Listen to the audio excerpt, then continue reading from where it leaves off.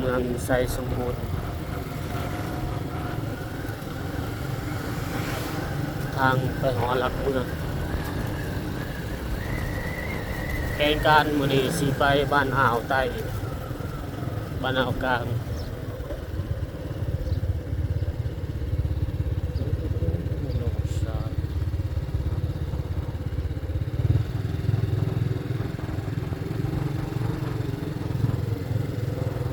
ที่หอหลักเมืองอนวงศ์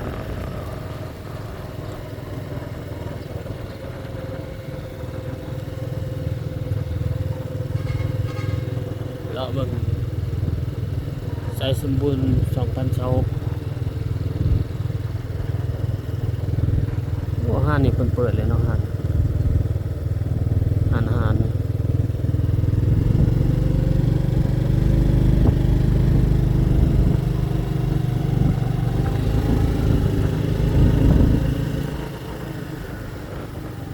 ใจกลางเมืองนะพี่น้องแขวงไซสมบูรณ์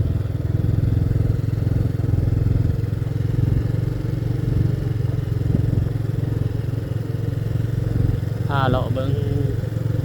ช่วง2026ว่าสิมีหยังเปลี่ยนแปลงบ่สิมีหยังต่างเก่าบ่เนาะ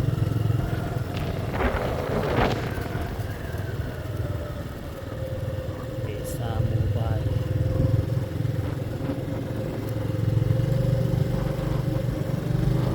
ประมาณนี้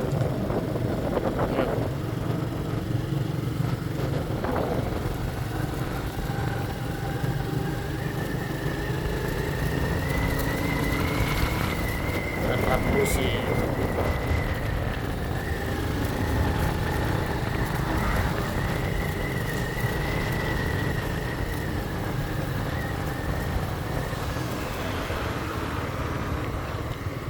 ครัวน้ำจัง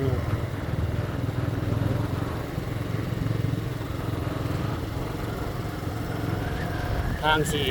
ไปภูหัวโล้นเนาะตอนนี้ทางออกไปภูหัวโล้น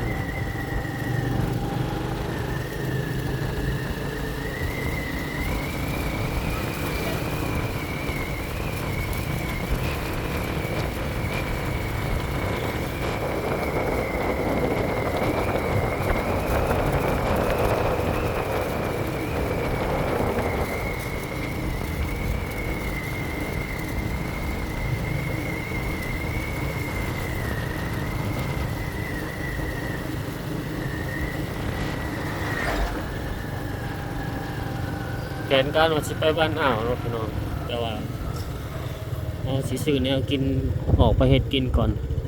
สิได้แวะตลาดเนาะ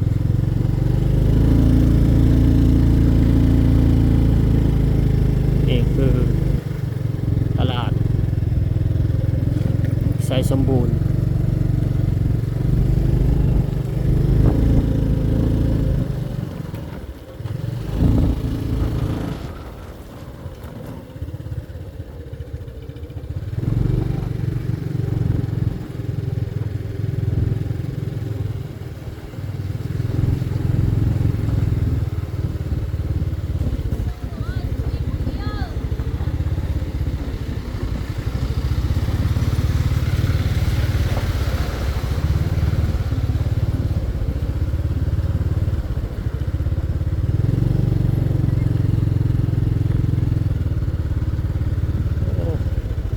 ฝนตกคือว่า